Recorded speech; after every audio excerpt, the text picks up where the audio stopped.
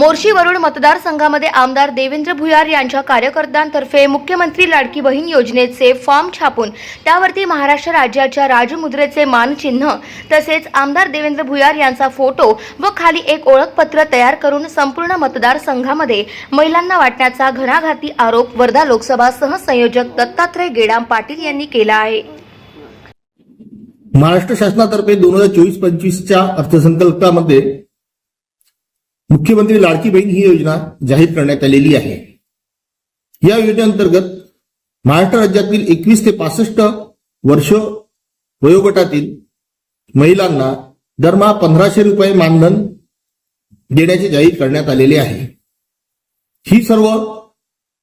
या सर्व योजनेची प्रक्रिया ही संपूर्णपणे ऑनलाईन पद्धतीने राबविण्याचे धोरण महाराष्ट्र शासनाने जाहीर केलेले असून या संदर्भात महाराष्ट्र राज्यातील महिलांना या योजनेचा लाभ मिळावा, घेता यावा याकरिता स्वतंत्र असे पोर्टल सुरू करण्यात आलेले आहे।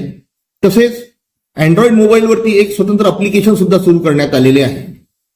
परंतु मोर्शी विधानसभा मतदारसंघामध्ये आमदार देवेंद्र भुयार यांचे कार्यकर्ते एक फॉर्म छापून त्यावरती महाराष्ट्र राज्याचा चे मानचिन्ह राजमुद्रा तसेच आमदार देवेंद्र भुयार यांचा फोटो व खाली एक ओळखपत्र तयार केल्याचा फॉर्म ते संपूर्ण मतदारसंघामध्ये महिलांमध्ये वाटप करताय।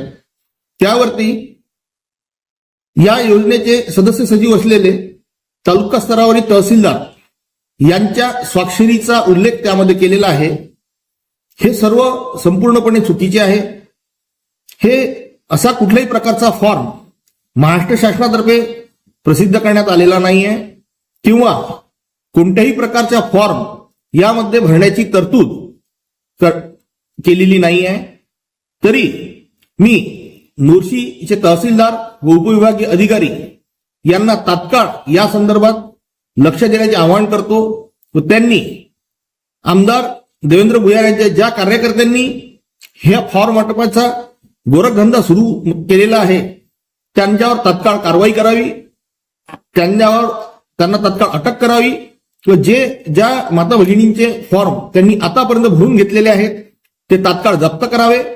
कारण कोणत्याही माता भगिनीला या योजनेमध्ये अर्ज करताना त्यांना तो स्वतःच्या मोबाईलवरून किंवा सीएससी सेंटरवर जाऊन तो फॉर्म ऑनलाईन भरावयाचा आहे।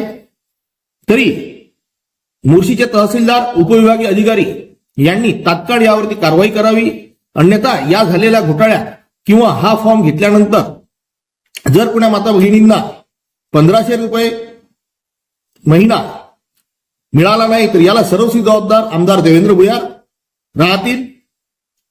तरी उपविभागीय अधिकारी व तहसीलदार यांनी यावरती तात्काळ कारवाई करावी।